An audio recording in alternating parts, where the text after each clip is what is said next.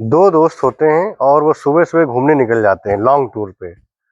और घूमते-घूमते जब शाम हो जाती है तो उन लोगों को भूख लगती है, तो वो सोचते हैं चलो कुछ खाना खा लिया जाए। तो एक अपना बैग खोलता है, उसके बैग में 3 रोटी होती है और दूसरा बैग खोलता है, दूसरा दोस्त, तो उसके बैग में 5 रोटी होती है।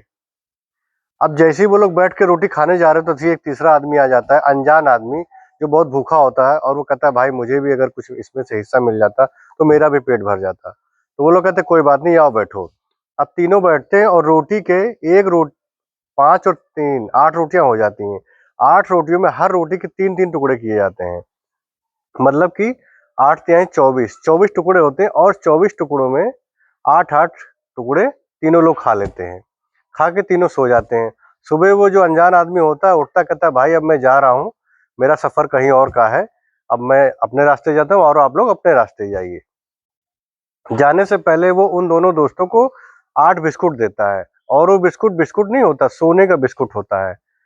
उसके जाने के बाद दोनों दोस्त बँटवारा करने बैठ जाते हैं, लेकिन बँटवारा करते समय दोनों में झगड़ा होने लगता है कि कौन बिस्कुट ज़्यादा रखेगा और कौन कम रखेगा। इसके लिए पंचायत बुलाई जाती है और पंचायत में ये फैसला किया जाता है कि एक दोस्त को 1 बिस्कुट दिया जाएगा और एक दोस्त को 7 बिस्कुट दिया जाएगा। 1 बिस्कुट एक को क्यों दिया गया? क्योंकि उसके पास 3 रोटियाँ थीं और उसके टुकड़े कितने किए गए थे? 1 रोटी के 3 तो 3 रोटी के 9 टुकड़े। 9 टुकड़े में 8 टुकड़े तो खुद खा गया था। बचा 1 टुकड़ा, उसने 1 टुकड़ा ही अपना कुर्बान किया। और दूसरे के पास 5 रोटी थी, मतलब 5 तिहाई 15, 15 टुकड़ों में 8 टुकड़े वो खा गया और 7 टुकड़े उसने तीसरे आदमी को दिया था। अब होता क्या है कि उस पहले इंसान ने सिर्फ अपने टुकड़े का एक हिस्सा बलिदान किया था और दूसरे ने अपने रोटी का 7 टुकड़ा बलिदान किया था।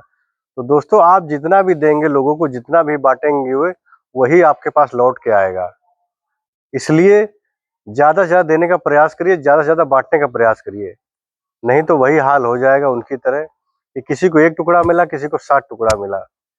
और ये दोस्तों सत्य है, जो आप देंगे, जो आप बाँटेंगे, वही लौट के आएगा। वो चाहे आपका पाप हो और चाहे आपका पुण्य हो। सब लेखा-जोखा ऊपर वाले के पास है, कोई बच नहीं पाएगा उससे। इसलिए ज़्यादा से ज़्यादा पुण्य करने का प्रयास करिए और पाप से दूर रहिए।